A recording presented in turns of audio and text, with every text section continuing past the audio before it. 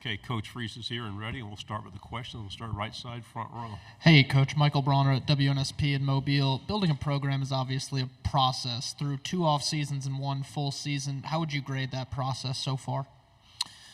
I think I'll be ready to judge that after this season. I do believe we've improved our culture, our chemistry, and our roster.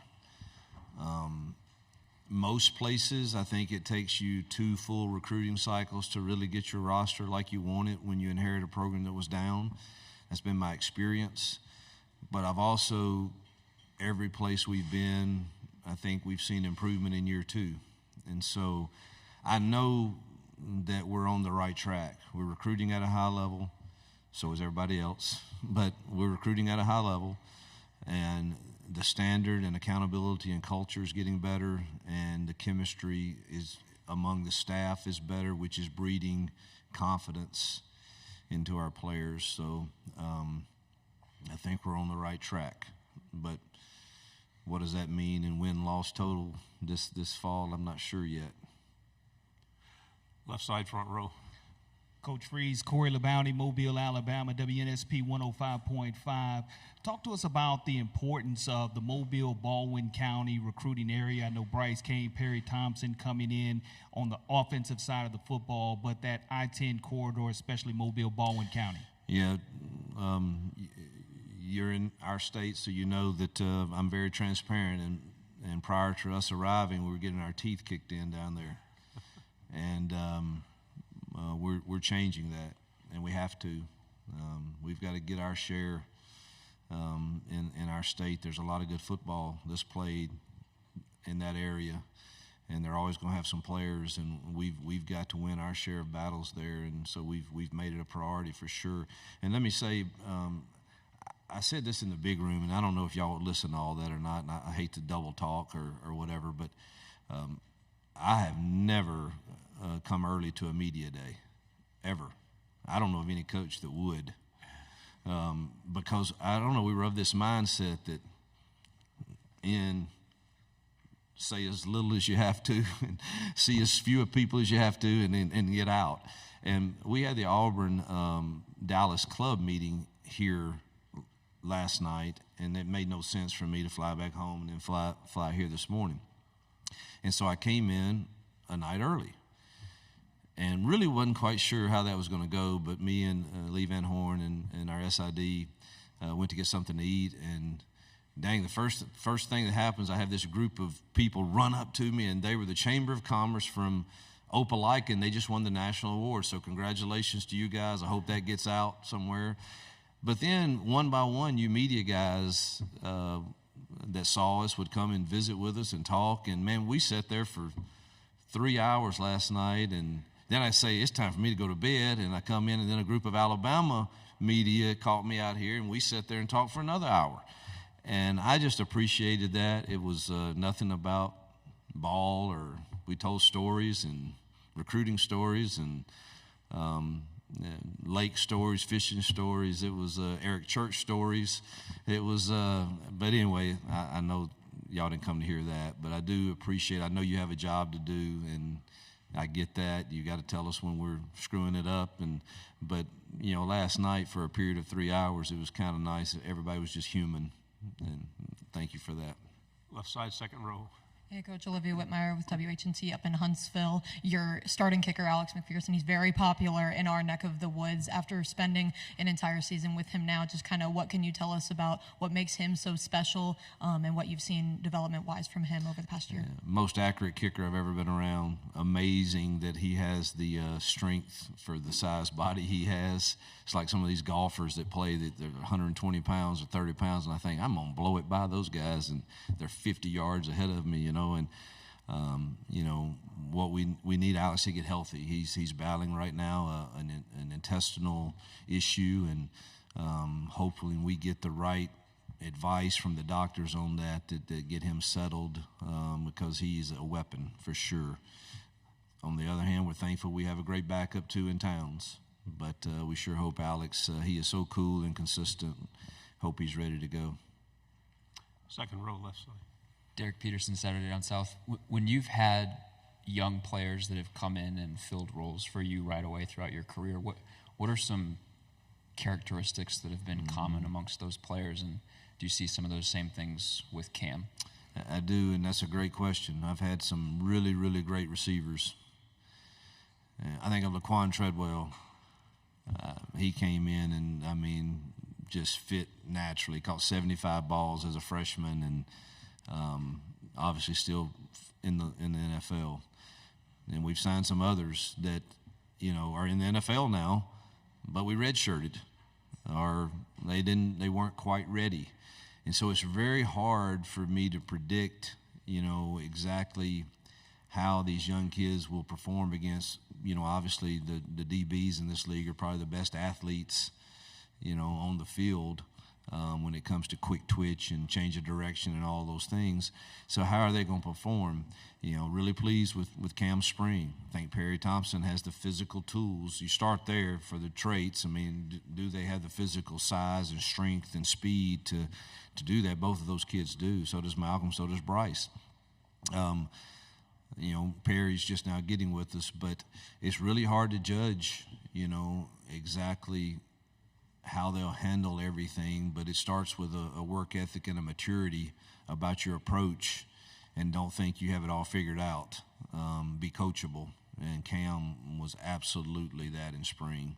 He wants to be coached. So he's going to play. You know, I'm very careful not to put unreal expectations on them just yet. Second row, then pass it over your left shoulder.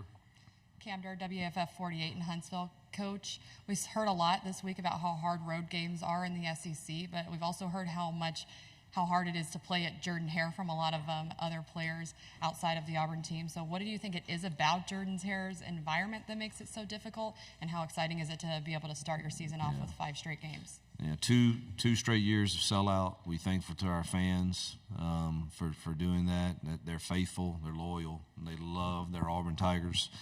And then our student section is the best. I mean, we get there 2 hours before the game, and it is packed already. Everybody wants the lottery to get the tickets to the games they want, and it's wish we had bigger space for all of them to come.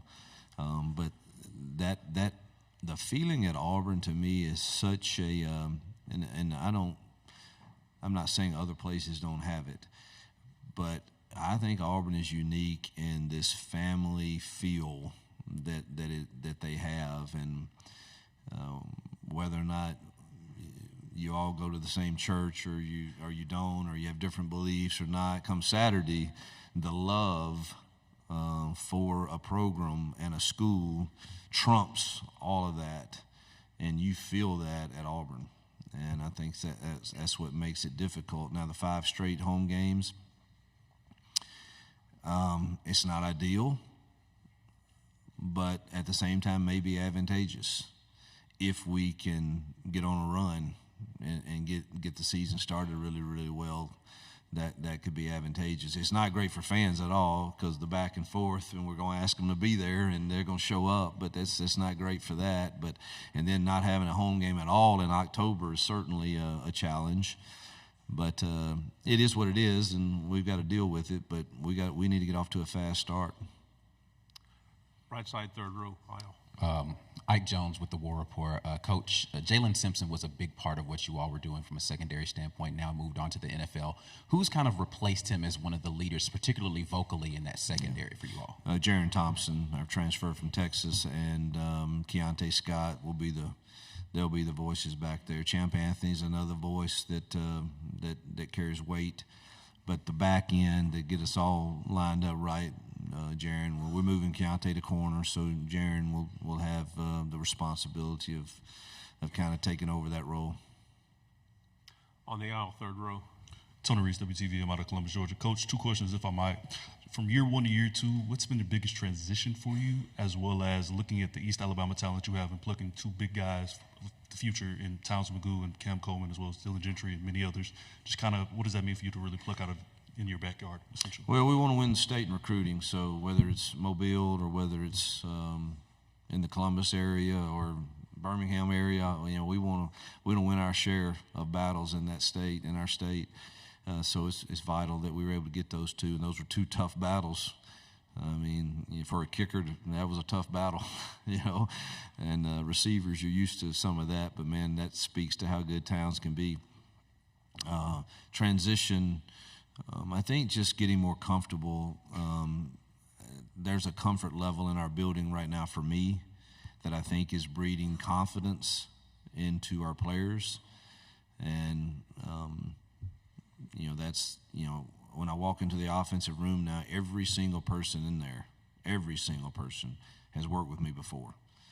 And it's made it, and I love the energy that Durkin and Charles Kelly and the defensive staff are bringing over there, organized to a T and bring great energy. So it's made me a lot more comfortable. Right side, third row. Yeah. Coach Ron Brown, SEC Sideline Sports Network in Memphis, and a lot of proud people in Tate County, Coldwater, Independence, the five-star city, Senatobia. Got to ask you, 2 years ago there were 33 players in the state of Alabama, 22 4-stars, 6 5-stars. Auburn got 3 of them. You've already got 3 of the top 6 in the state. A kid that's from that area is not likely to quit. You can't go home. Your philosophy on in-state recruiting and how important it is for kind of pain is temporary, pride is forever in your home state. I've been very vocal of how I want to build the program, and it starts with high school recruiting in your home state and border states. And I'm not big on getting on a plane and flying across the nation. And listen, I could be wrong. I don't know. I'm not certainly saying I have the blueprint to doing it, but I would love to build it from our border states and starting at home with high school kids, and hopefully talk them into staying with us and being developed. And, that's a challenge in today's time maybe, and maybe I have to rethink it. But that is the way I'm most comfortable building a program. And it probably comes from what you mentioned at first, my roots in Tate County, Mississippi. And that's what I was taught. You do it through hard work, and you may not be perfect and you're going to fail and all that, but man, you do not quit, and you keep going, and you persevere, and you learn the lessons that are going to benefit you in life. And then relationships matter. I mean, we counted on each other on those dairy farms and in the fields, and if you're supposed to be the dang plow guy, then plow, and then the plant guy can do his job. But I don't know, is that still work today? We're going to find out and see, but that's certainly where I'm most comfortable. Final question, back row left. Dan Peck, ESPN 106.7 in Auburn. Coach, what have you seen out of Peyton Thorne that gives you confidence he's the quarterback that can help you win in 2024? Again, I think it's 2 things. 3 things. I've seen him play at a high level at a Power 5 school.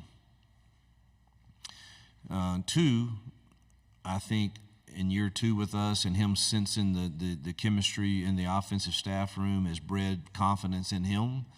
But probably most importantly, I think he feels like if he's supposed to take a 3-step drop right now from the shotgun and throw a curl route, I think he feels confident that he has guys that can win. And when you're not confident on that they can win at the top end, you become really, really hesitant. And your throw's late, or it doesn't go off at all, and now the pressure comes. And those 3 things to me are the reason I'm optimistic for him in year 2.